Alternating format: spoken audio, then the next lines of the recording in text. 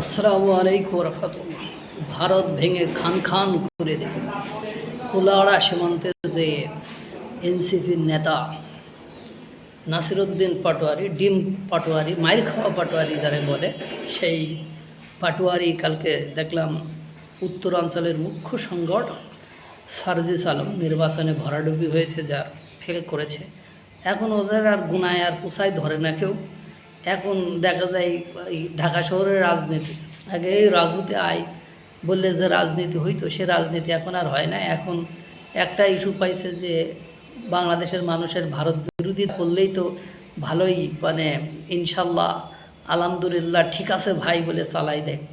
তো সে ভারতের হুমকি দিচ্ছে যে ভারত যদি বাড়াবাড়ি করে ভারত ভেঙে খান খান করে দেবে। এখন ওরা যদি বলে যে বাংলাদেশ যদি বাড়াবাড়ি করে তাহলে বাংলাদেশ ভেঙে খান খান করে দেবে, তাহলে তো হয় না। আমাদের অঞ্চলেও তো খান খান করার সুযোগ রয়েছে, আছে না?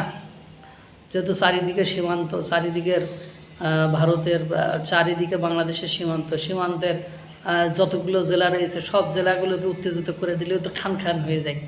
ভাই, ভদ্রতার সাথে কথা বলতে আল্লাহ নাই সবাইকে নিষেধ করেছে। যাই হোক, চলেন নাসিরুদ্দিন পাটোয়ারির খান খান হয়ে যাওয়া একটু ভিডিওটা আপনাদেরকে দেখায় নিয়ে আসি।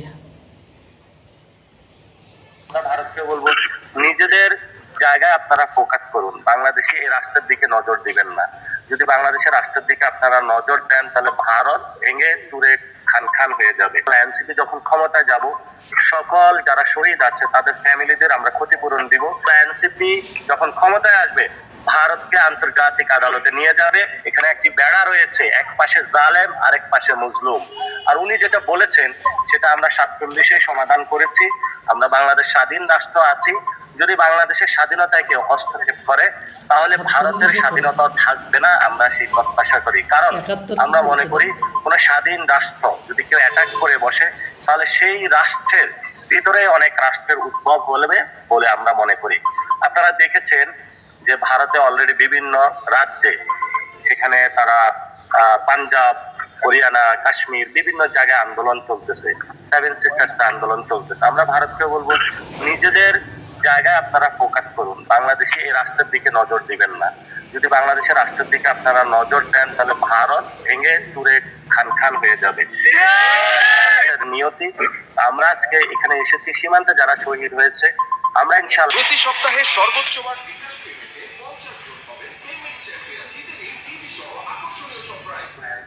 ক্ষমতায় যাব, সকল যারা শহীদ আছে তাদের ফ্যামিলিদের আমরা ক্ষতিপূরণ দিব এবং সকল কবর যেগুলো রয়েছে সেগুলোতে আমরা স্মৃতিফলক দিয়ে সেগুলোকে আমরা নির্মাণ করব। সাথে সাথে সীমান্তে আমরা কর্মসংস্থানের ব্যবস্থা করব, স্কুল, কলেজ, ইউনিভার্সিটি নির্মাণ করব এবং হসপিটাল নির্মাণ করব। আমরা এনসিপি সীমান্তবাসীর সাথে আছি, ভয় নাই, রুখে দাঁড়ান ভারতীয় খুনি বাহিনী বিএসএফ কে।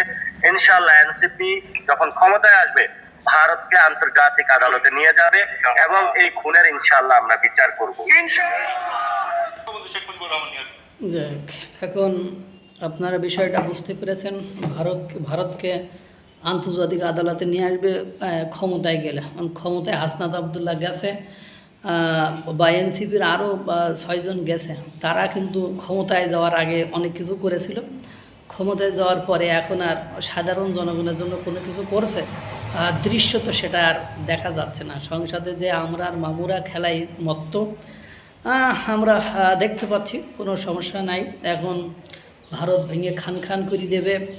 তারপরে সীমান্তে যারা শহীদের সংখ্যা যে কীভাবে পাল্টাচ্ছে, চেঞ্জ হচ্ছে। কেউ যদি চুরি করতে যে গুলি খেয়ে মরে যায় সেও শহীদ হয় কিনা আল্লাহ জানে। আর যাই হোক, আমার জানা নেই, আপনাদেরও কি জানা আছে না আছে আমি জানি না। তো দেখেন কত বড় সাহস, কিতনা বড় সাহস যে ভারত ভেঙে খান খান করে দেবে, ভারতকে আন্তর্জাতিক আদালতে নিয়ে যাবে। কবে নিয়ে যাবে? ক্ষমতায় গেলে। এরপরেও অনেক কিছু উনি বলিয়া আছেন যে বাংলাদেশের সরকার সীমান্তের বিষয়টা নজরে রাখছে না বা অত বেশি গুরুত্ব দিচ্ছে না, ভারতকে জানাচ্ছে না।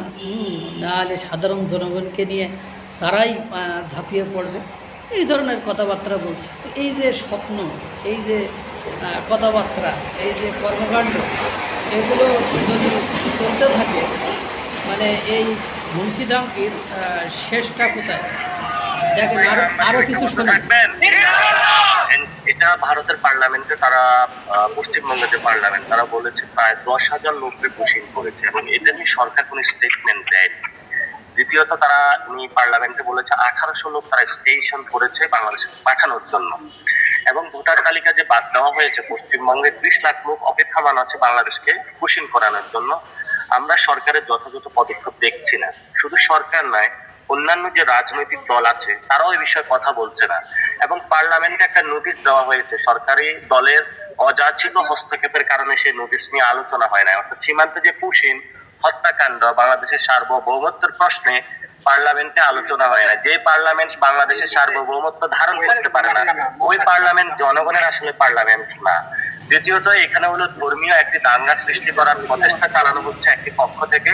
আমরা বাংলাদেশের শান্তিপ্রিয় জনগণ সবাইকে বলবো কোনো আমরা ফাঁদে পা দিব না। আমরা আগেও শান্তিতে থেকেছি, ভবিষ্যতেও থাকবো। আমরা হিন্দু ভাইদেরকেও রক্ষা করব, বৌদ্ধদেরকেও রক্ষা করব, খ্রিস্টান ভাইদের।